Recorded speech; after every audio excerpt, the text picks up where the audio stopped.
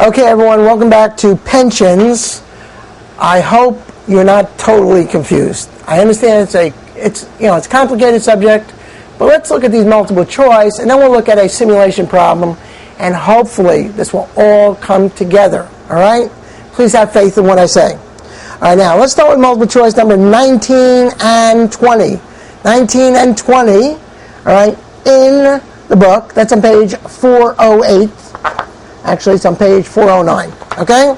Now, this is what it says. The following data pertains to Hall's defined benefit pension plan at December 31st, 08. The unfunded PBO is $25,000. The unrecognized prior service cost is $12,000. The net periodic pension cost is $8,000. Hall made no contributions to the pension plan during 08. At December 31st, 08, what amount should Hall record as pension liability on the balance sheet? And it's December 31st, 08 statement of stockholders' equity. What should they report as accumulated other comprehensive income for pension liabilities before the tax effects? Now,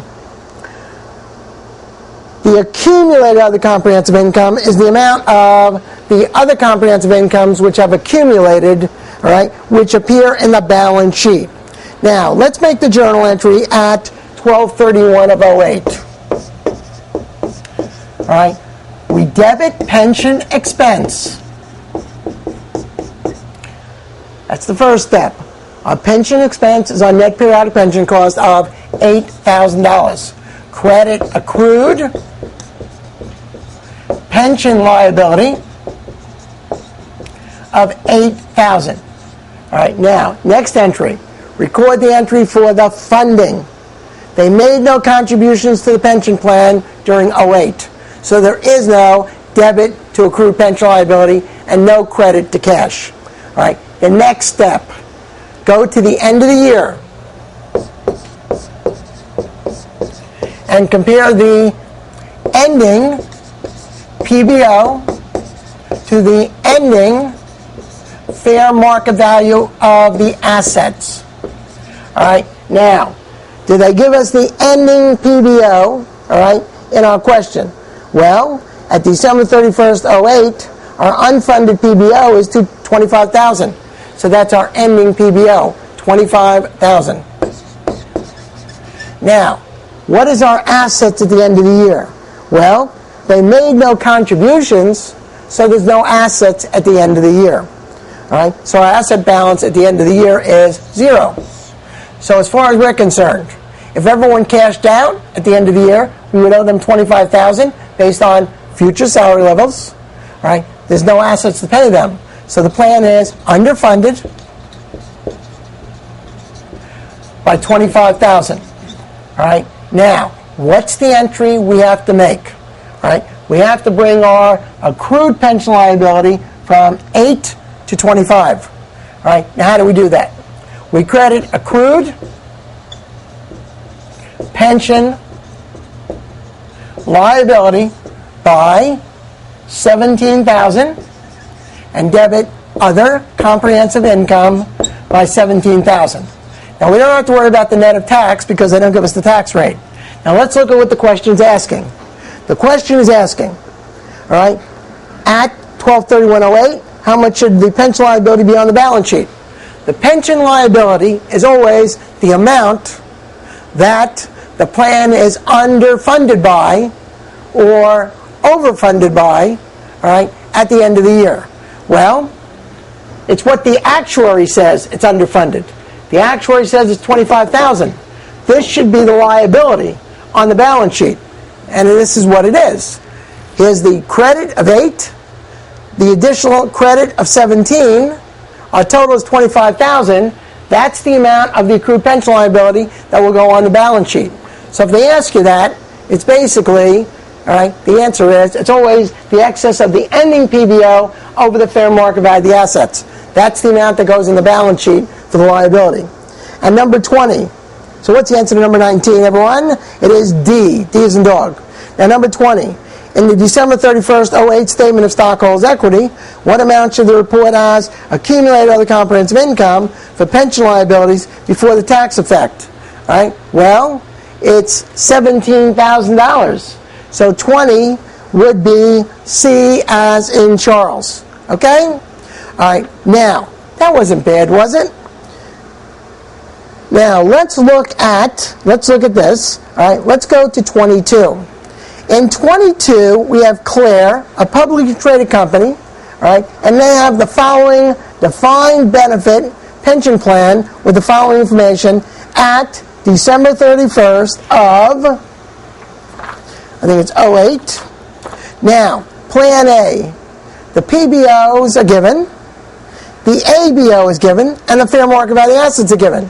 Now notice, in the new pronouncement FASB 158, all right, we don't use ABO because everything now is based on future salary levels. All right, now let's look at the first one here. All right, and by the way, all right, they give us the fair market value of the assets also at the end of the period. All right, now assume Claire makes no payments within the next 24 months to any pension plan. How should Claire report the pension plans on the December 31st 08 balance sheet? Now, our Plan A, the PBO is $100,000. The fair market value of the assets are $110,000. All right, so let's look at each plan at the end of 08. All right, A, B, C. All right, we got the ending PBO. All right, and we have the ending fair market value of the assets. All right, so for Plan A, all right, we have the fair market value of the assets at $110,000 and the ending PBO at $100,000. Now, in this case, the plan is overfunded by $10,000. So this would be a prepaid asset, prepaid pension cost. Now let's look at B. The PBO is $150,000. The fair market value of the assets are $125,000. So therefore, this plan is underfunded by $25,000. And that would be an accrued liability. Now let's look at pension plan C. All right, the PBO is $180,000. And, all right, the fair market value assets are $160,000. All right, so therefore the plan is underfunded by $20,000, which would be an accrued liability. All right, now this is what you do. You don't net on the financial statements the assets against the liabilities. Do not net them. Show them as two separate accounts. Now, I want to tell you this. Prepaid assets are always going to be non-current assets. Please remember that. Prepaid assets are always non-current assets. So we're going to have a non-current asset of $10,000.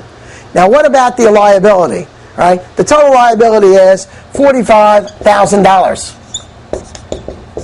All right, $45,000. Now, there's an important statement here, and it says here, all right, Claire will make no payments within the next 24 months to pay any pension plan. So if they're not going to pay anything in the next 24 months, they're not going to pay any of this accrued liability. So therefore, this $45,000 is also non-current. Let me repeat that. All right, the prepaid asset is always non-current. But when it comes to the accrued liability, C, if they tell you when, they have to tell you when. All right, look at when they're going to pay the accrued liability. All right, if they're going to pay a portion of it within the next 12 months, that portion is a current liability, and the balance is non-current. But this $45,000 is not going to be paid during the next 24 months, so this is all non-current. So therefore, what's my answer? A says we have a non-current asset of $10,000. That's correct because of the prepaid asset, the overfunding, and we have a non-current liability of $45,000 because no payments will be made within the next 12 months, all right? Or, all right, if it was in the next 12 months, then portion of the liability would be what? Current. All right, now, let's look at question number 23. Dawson is a publicly traded company, implemented a defined benefit pension plan for its employees on January 2nd of 06. The following data is provided for 08 and as of December 31st, 08. What should Dawson report for the pension plan on its December 31st, 08 balance sheet?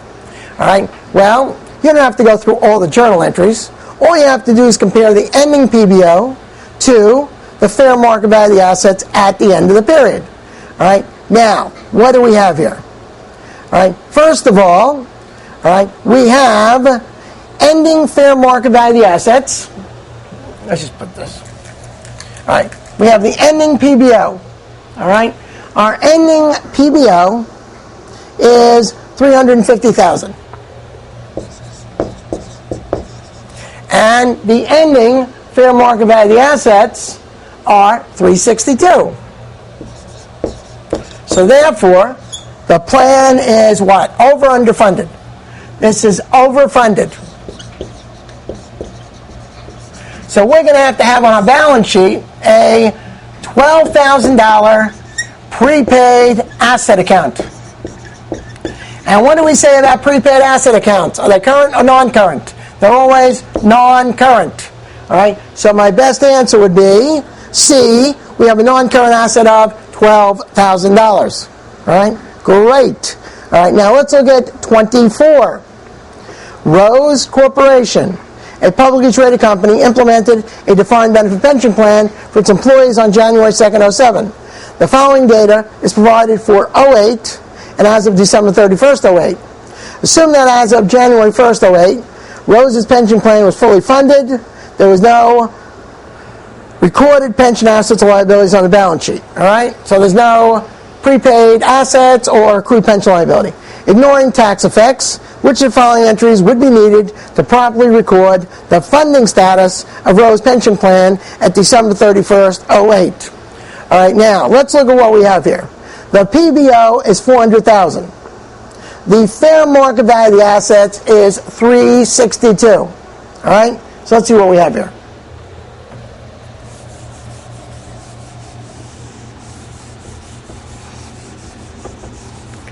All right, the fair market value. All right, the fair market value of the assets. All right, for Rose is $400,000. Is that right? Let me see here. No, that's not it. It's $362,000. All right, the PBO at the end of the year is $400,000. So therefore, the plan is underfunded by a total of $38,000. All right, now, what would our entry be? All right, first of all, we would have to credit. All right, what would we have to do here? We have to credit. Remember, there's no other liability beginning balance. All right, so we'll credit accrued pension liability for $38,000. Remember, there is no balance in accrued pension liability, zero. So now we're going to add $38,000 to show the underfunded, and we're going to debit OCI for $38,000. All right. Normally this would be net of tax, but we don't know the tax rate. So let's see what we have here. All right. The answer says a debit to a non-current pension asset of $2,000. Now, you only have a non-current asset if it's what? Overfunded. A debit to prepaid pension plan for $150. All right. It's no overfunding. A credit to a non-current pension liability for $40,000.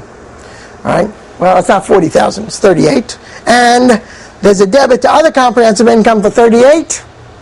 There's my answer. All right. It is $24,000. Now, let's go to question number 25. Tulip, a publicly traded company, implemented a defined benefit pension plan for its employees on January 2nd, 06. The following data is provided for 08 as of December 31st, 08. All right. They give us the ending PBO, the ABO, the fair market value of the assets at the end of the year, the pension cost for 08, the pension contributions for 08. Assume that on January 1st, 08, Tulip's pension plan was fully funded, and there was no recorded pension assets or liabilities on the balance sheet. Assume a tax rate of 40%. What's the net effect of the required adjustment on accumulated other comprehensive income on December 31st, 08.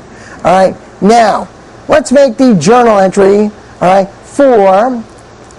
right, now remember, prior to January 1st, 08, all right, there's no balance in the assets or liabilities on the balance sheet, all right? So let's make the entries for 08. At the end of 08.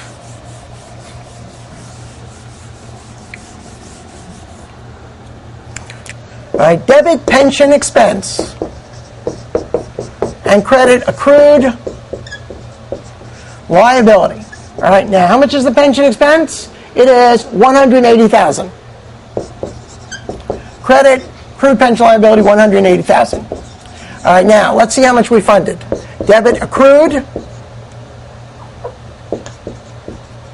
liability for $150,000. Credit cash $150,000. Now we have a balance of $30,000. All right, now let's see what we're going to do here. All right, we're going to compare at 12/31/08 our ending PBO to the ending fair market value of the assets. All right, now what's the ending, all right, PBO? It is $600,000 and the assets are $520,000.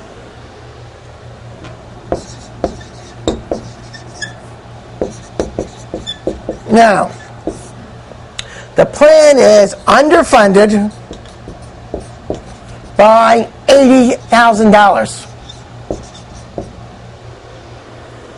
Now, it says here, assuming a 40% tax rate, what's the net effect of the required adjustment? All right, well, let's see what we're going to do here. First of all, we have a liability of $30,000, and the liability has to be $80,000. So our adjustment has to be $50,000. So this is what I'll do. All right, I'm going to credit accrued liability for, let's go right over here. It's $50,000, isn't it? And I'm going to debit OCI of the comprehensive income for $50,000. Now, I have to show this net of taxes. All right, the tax rate is 40%. All right, 40% of $50,000 is 20. All right, so what I'm going to do is credit OCI for $20,000 and debit deferred tax asset for $20,000. Now, the question wants to know, all right, assuming 40% tax rate, what's the net effect of the required adjustment on accumulated other comprehensive income? All right, well, the cumulative effect is this. All right, we have a debit of $50,000 and a credit of $20,000. So we should have a debit of $30,000. All right, which means a debit to OCI is a decrease of $30,000. However, Wiley, all right, and this may be hard to believe, Wiley has a typo. All right, all right. Now the answer is $30,000 decrease. All right, I think in the back they say C. What's their answer in the back? All right, for number 25, it's, they pick A. Ooh, is that right? Yeah, boy, they're really screwed up, okay? All right, anyway. All right, please don't tell that I said that, okay? All right, so anyway, that's the deal. All right, now, let's look at a few more questions here. And, all right, I want to do a simulation problem with you. Now, there's only one more thing I want to go over, and what that is how to calculate ending PBO. Go to multiple choice number 13. Go to 13. Now, all right, they want to know, they give you Cedar Company's pension plan. They give you the beginning actuarial estimate of the PBO at $72,000, the assumed discount rate of 10%, the service cost of $2,008, right? Any pension benefits paid, $15,000, And if they say there's no change in actuarial estimates, what is the ending PBO balance at December 31st, 08? All right, now, let's see how we get the ending PBO. Because remember, all right, you're going to have to compare at the end of the year the ending fair market value of the assets to the ending PBO. All right, so we start with the beginning PBO at 1108, and that is $72,000. Now, let's get all components of pension expense that they give us that will increase what we owe our employees if they cashed out. Now, we have a service cost here, and also we have an interest cost component. All right, but we don't have any other components. All right, if we had actual return, that would reduce this figure. All right, now if we had, we have service cost, interest. That's the only two components we have. So therefore, all right, service cost will increase the beginning PBO, and the interest will also do that. Now, do they give us the service cost? Yes, they do. It's $18,000. Now, we have to calculate the interest cost. How do we do it? We take the beginning PBO of $72,000, and we multiply that by the discount or settlement rate of 10%, and we have $7,200 for the interest cost. $7,200. All right. Now let's add this all together. All right. We have $72,000, $18,000, and $7,200 for a total of $97,200. Now we're going to subtract from this any benefits paid. All right. Now the benefits paid are $15,000. So subtract $15,000. So our ending PBO is now $82,200, and this is at 12/31 of 08. All right. So what's our answer? It is D as in dog. All right. Now, let me tell you the questions I want you to do. All right, besides the ones I went over. And then I'm going to go over a large simulation problem with you. All right, now, first of all, I want you to do multiple choice number one. Number one. All right, let me mention one thing about number one. All right, it asks you, what's the total pension cost for 08? Now, one of the components here is number 3. An unexpected loss on plan assets related to a 2008 disposal of a subsidiary. All right. Now, what that is considered, that's a loss on a disposal of a segment of a business. All right. Therefore, all right, anytime you have a loss on disposal of a segment of a business, that is not shown as part of the pension expense. That's shown, I believe, on a separate section of the income statement. All right. So that's the key on that one. I also want you to do multiple choice number 6. And also, all right, I want you to do number 7, 8, 9. All right, do number 10, 12, 13, 14. Let's look at 14. Which of the following terms includes assumptions concerning projected changes in future compensation? All right, the service cost component, that's based on future compensation. PBO is based on future compensation, but the ABO is based on current salary levels. So it's yes, yes, no. It's answer B as in boy. All right, number 16. All right, they want to know, all right, what is the amount of the pension liability that will be shown on Kerr's December 31st, 07 balance sheet? How can you get that very easily? Just compare the ending PBO to the ending fair market value of the assets. If the ending PBO exceeds the ending fair market value of the assets, that's the amount the accrued pension liability should be on the balance sheet. All right, that's number 16. All right, now I want you to do 18. All right, we did 19 and we did 20.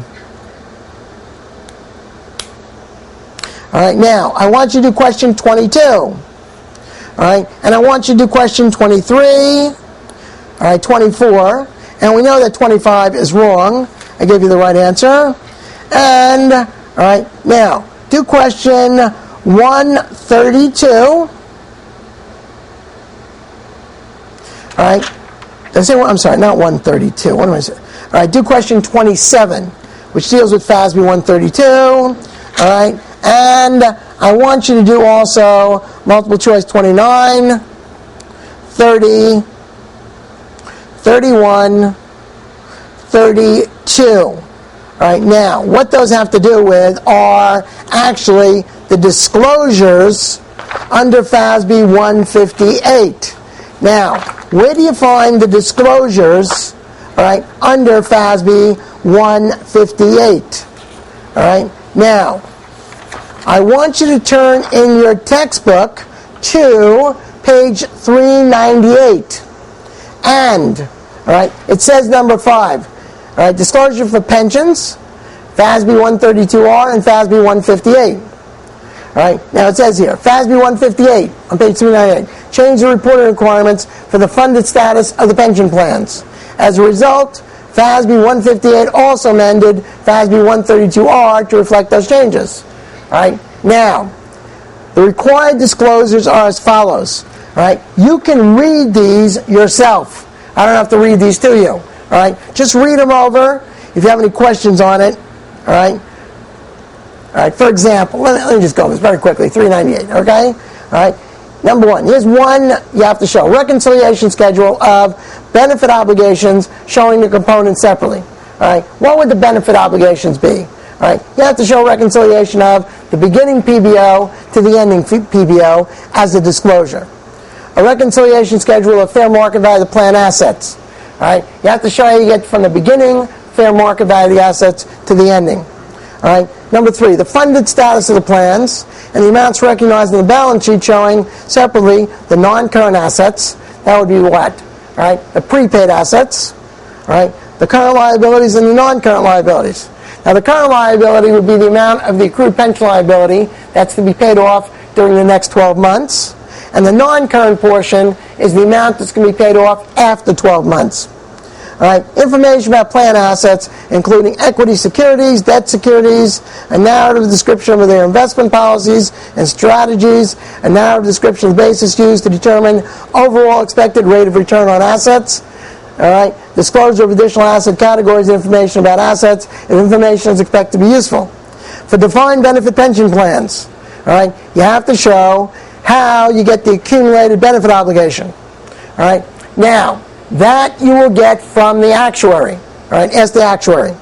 The benefits expect to be paid in cash, all right, for the next 5 fiscal years, and in the aggregate for the 5 years thereafter. All right. Remember when it came to lease payments? I think Gary Bowman probably went over that. If you haven't watched it yet, it says as a disclosure for leases, whether they're operating or capital, you have to show the amount of lease payments that you're going to pay during the next 5 years and the amount thereafter, okay? Now, that's the same thing you got to do here for pensions. You have to show the benefits that will be paid in the next 5 years and in the aggregate for the 5 fiscal years thereafter. You have to show the employer's best estimate of contributions expected to be paid to the plan during the rest of the fiscal year. You have to show the net periodic benefit cost recognized with a component shown separately.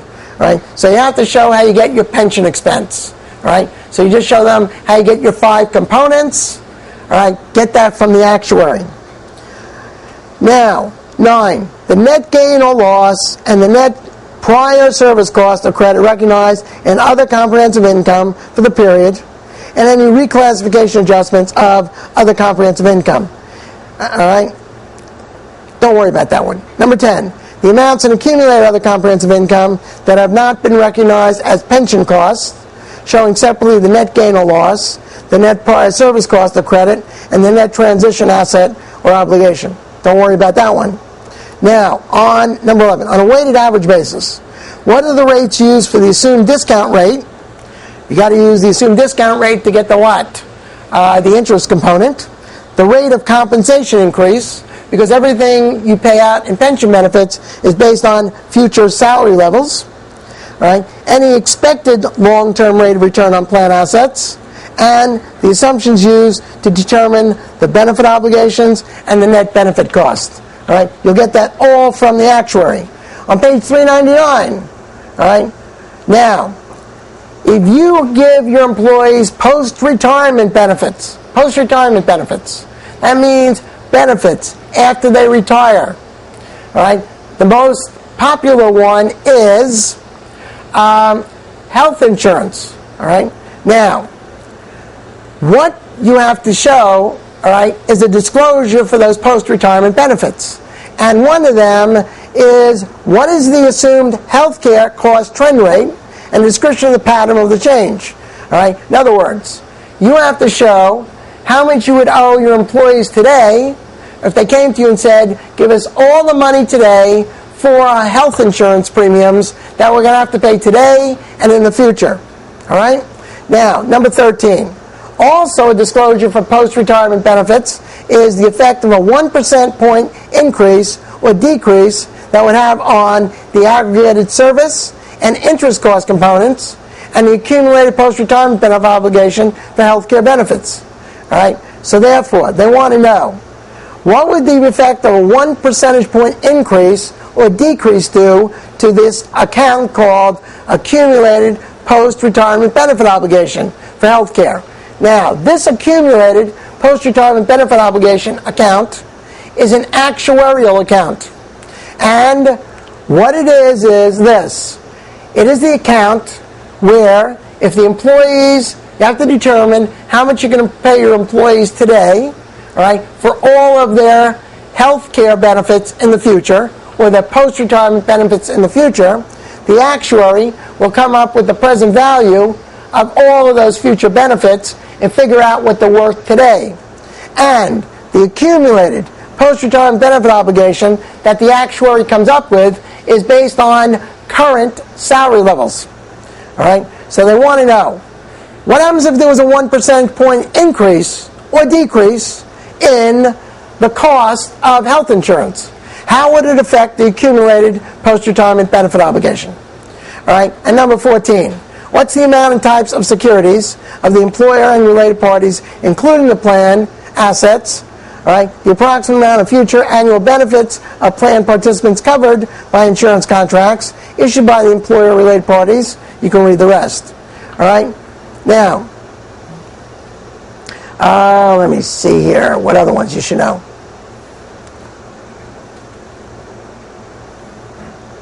All right. Number 18, all right, an explanation of any significant changes in the plan assets or the benefit obligation. All right. And number 19, the amount in accumulated other comprehensive income expected to be recognized as a component of pension cost over the fiscal year end that follows the most recent balance sheet presented, showing separately any net gain or loss, net prior service cost, and net transition asset or obligation. All right, don't worry about that one. 20. The amount and timing of any plan assets expected to be returned to the employer during the next 12-month period. I wouldn't worry about that. All right? So just read some of those other ones. All right? And you won't have any problem with these disclosures. All right? All right. And I just want to show you one thing. All right? If you go to the questions on disclosures.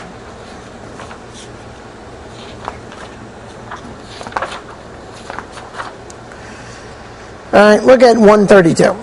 FASB 132, I'm sorry, question number 27. All right, on page 410. FASB 132, revised, which deals with employer disclosures about pensions and other post-retirement benefits. Post-retirement benefits only are what? Health insurance, when you retire, requires a reconciliation of beginning and ending balances of the benefit obligation for both defined benefit pension plans and defined post-retirement plans. Right? Now, these post-retirement plans are calculated by actuaries. So they're called defined benefit post-retirement plans. Which of the following items would appear in a schedule related to a defined benefit pension plan? Well, you have to come up with all the components of pension expense. So that would include the service cost. And also, all right, one of the other disclosures is you have to show up with a reconciliation of the benefit obligations. And one of those is the projected benefit obligation. And to get to go from the beginning to the ending projected benefit obligation, you have to subtract the benefits paid. So therefore, both of these, service costs and benefits paid are somewhere in the disclosures. All right, and number 29 again. Which of the following items would appear in a reconciliation schedule related to a defined pension plan? Well, benefits paid would relate to the reconciliation of the beginning PBO to the ending PBO, and the actual return on plan assets would also be in the reconciliation of beginning PBO to the ending PBO. Now remember, if there was a positive actual return, that would reduce the beginning PBO. But if there was a negative return, that would increase the PBO because it can increase the pension expense. Okay? All right. Now, I gave you that. Now, let's go to a large problem on pensions. All right? How much time do we have left?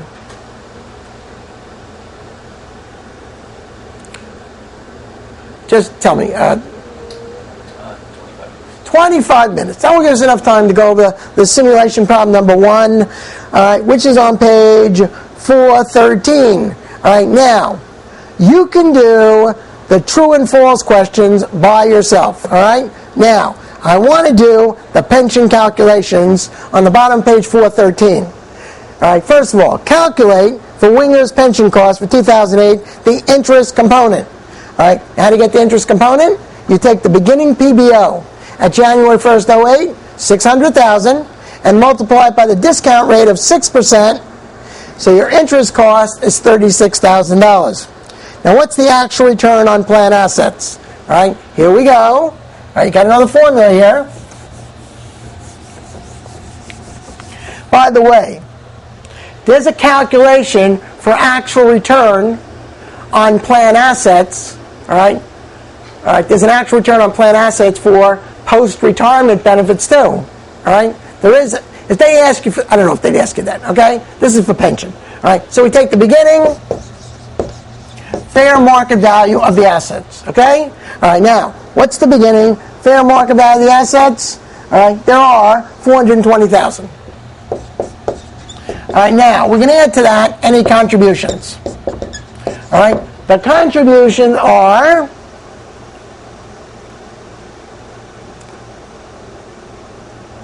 All right, it says here in the paragraph, you got to look at the paragraph underneath, a contribution for pension of 40,000 was made during the year. All right, so we got 40,000 contribution, so that gives us 460, and we're going to subtract from that the benefits paid, and in the paragraph it says benefits paid 15,000.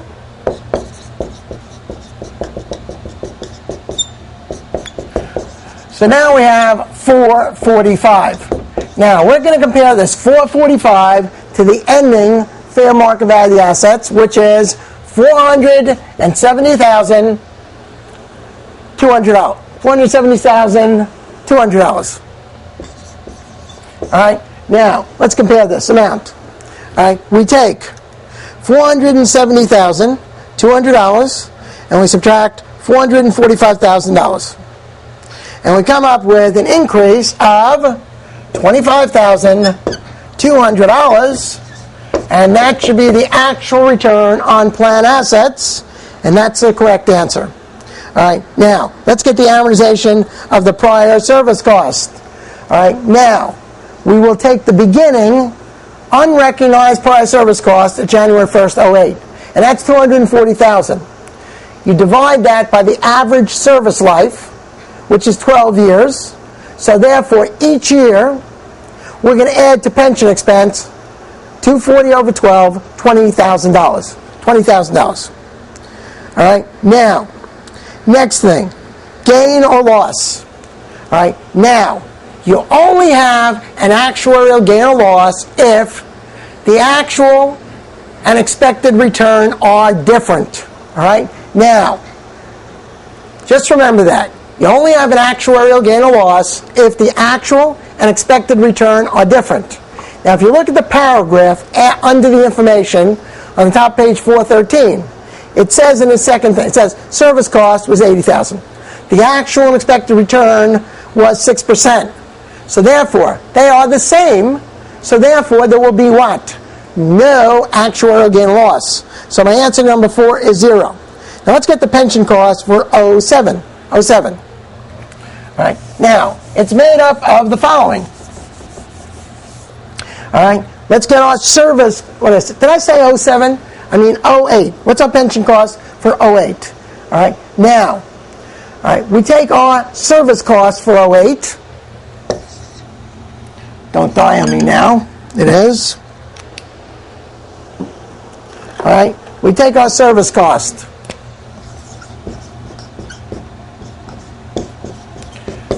And the service cost is $80,000. Now, we're going to add to that our interest component.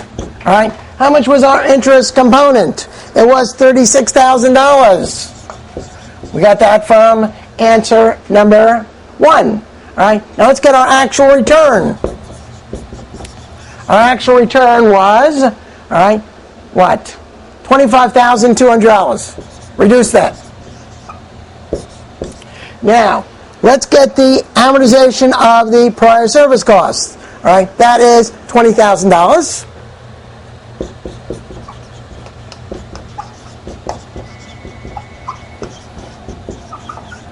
All right,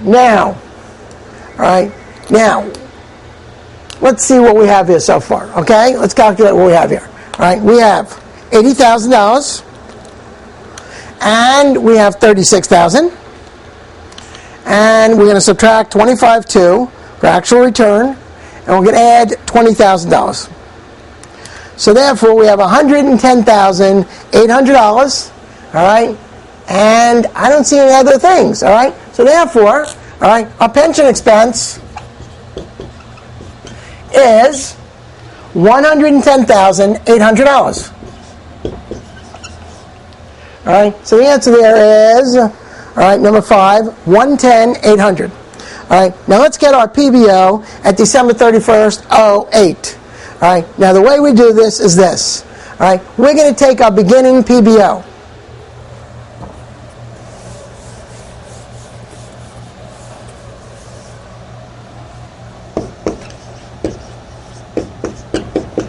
At 1108. All right, and our beginning PBO at 1108 is $600,000. Now, we're going to add all components of pension expense, which is $110,800. All right? So we got $710,800. Now we're going to subtract our benefits paid. All right, now, how much benefits were paid during the period? It says here $15,000. All right, so therefore, we're only going to pray that our ending PBO, all right, let's see what we come out here. All right, we got $710,800 minus $15,000 to give us $695,800. And guess what? That's the correct answer. All right, now let's look at. All right, let's look at 411. For the following items, all right, determine whether the component increases or decreases the unfunded accrued pension liability. All right, well, first of all, service cost obviously would what? Increase it. Interest cost would increase it. Actual return on plan assets would decrease it. Amortization of prior service cost would do what? All right, that would what? I'd say that's increase it. Gain and loss in 07. That answer I'm not sure of. Let me look at the answer on that one. All right, part 2. All right, part 2. Gain or loss, yeah, will have no effect. Why? Because the actual and expected return are the same. Right? Now, the next thing says, prepare the journal entry to record Winger's pension cost for the period. All right? Now, let's see what we have here. We're going to debit pension expense. Write this down, $110,800. All right? Now, credit, all right, credit pension cost, credit accrued pension liability for $110,800. All right, let's just erase this.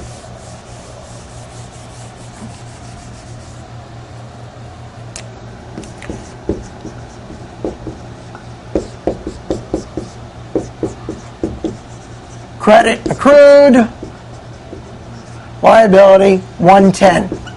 All right, now let's see how much of this was paid. All right, how much of this was paid? All right, it looks like they paid, let's get the amount.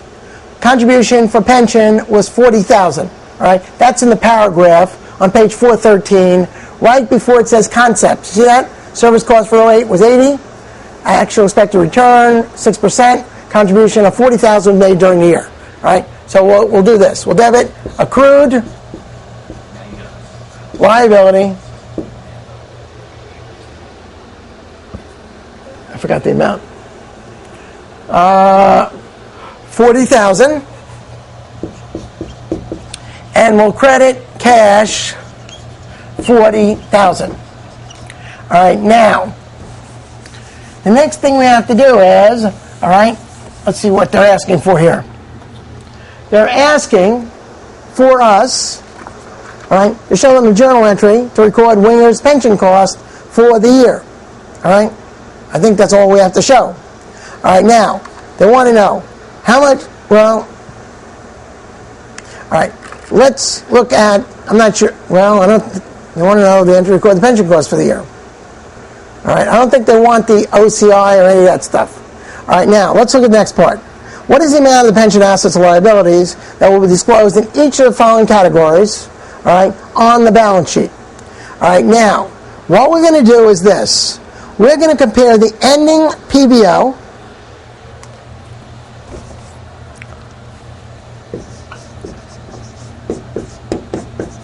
at the end of 12/31 of 08. All right?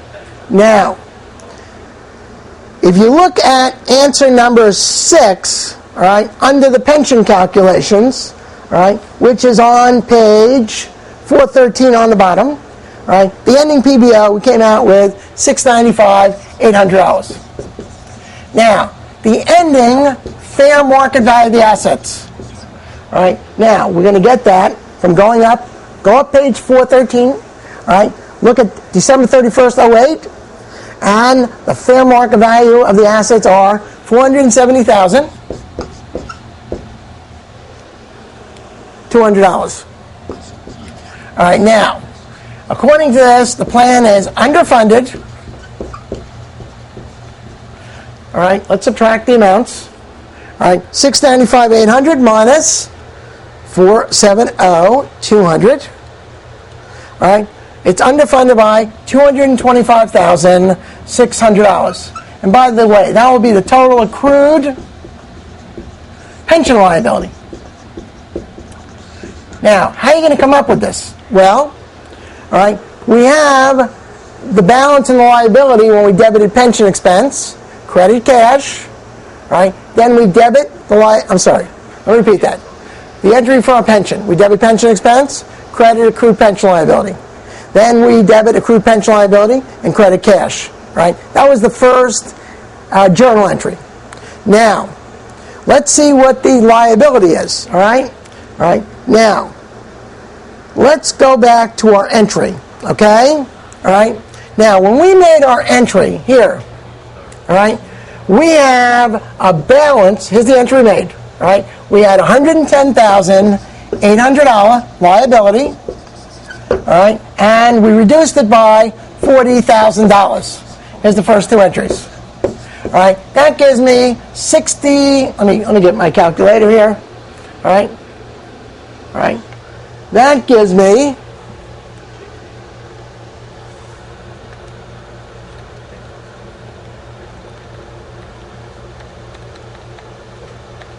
$70,800. All right. Now, that's what I'm saying the liability should be. But, all right, the actuary says that it should be, all right, if we move over here, all right, it should be $225,600.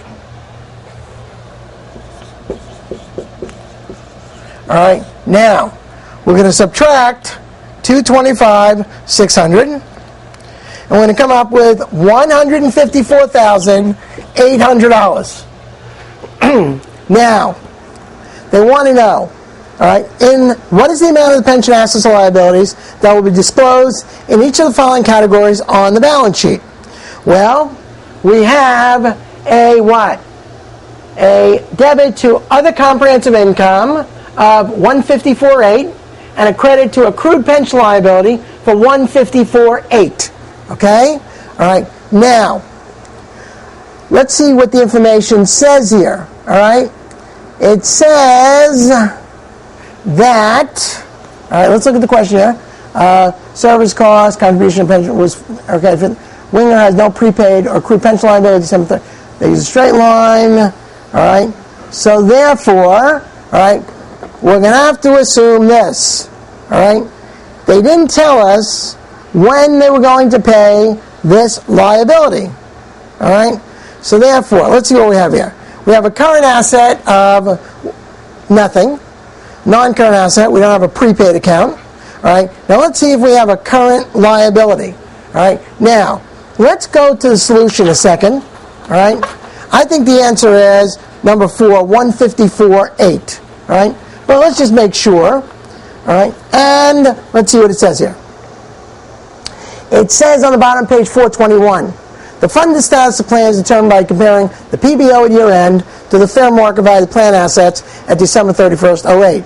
The PBO of $695,800, all right, fair market value of plan assets, all right, is $407,200, which gives you $225,600, all right, which is the amount of the pension plan that is underfunded.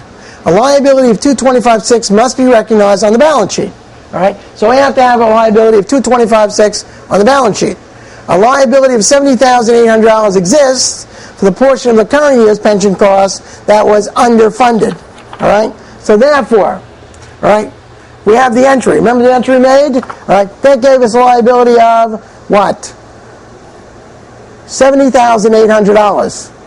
Therefore, the increase in the pension liability to the items not recognized in pension costs is $154,800.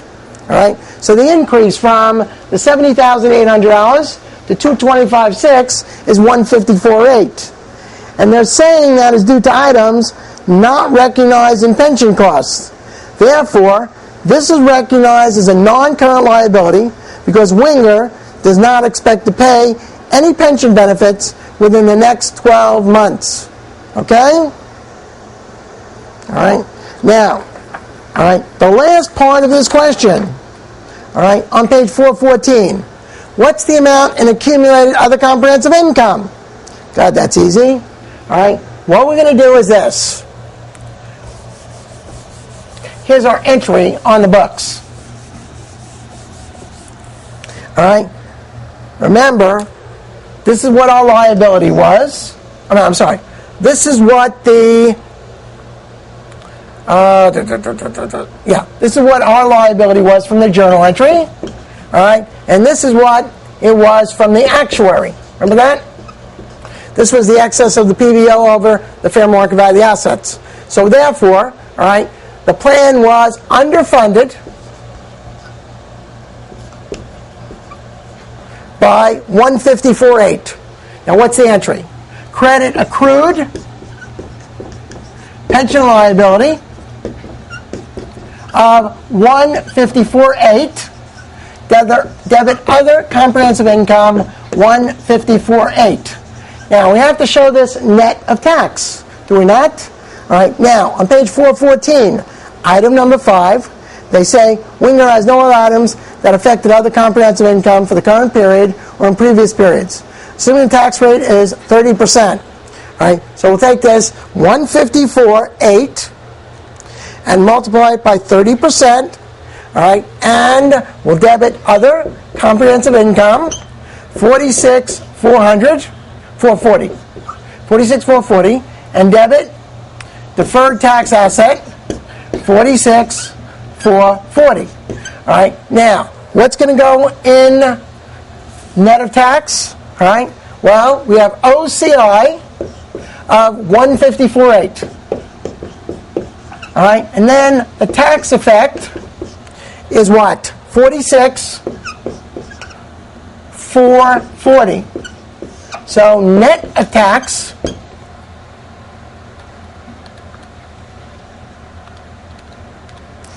would be $108,440. 108,360. Now, let's look at the answer book and see if we agree with them. All right, we turn to YE, page 421. And on the bottom, number 5, they say the answer is a debit to 115,360. All right, that is wrong. Look at that journal entry. They show a debit to other comprehensive income, 108,360, debit to deferred tax asset, 46,440, and a credit to pension liability of 150,408.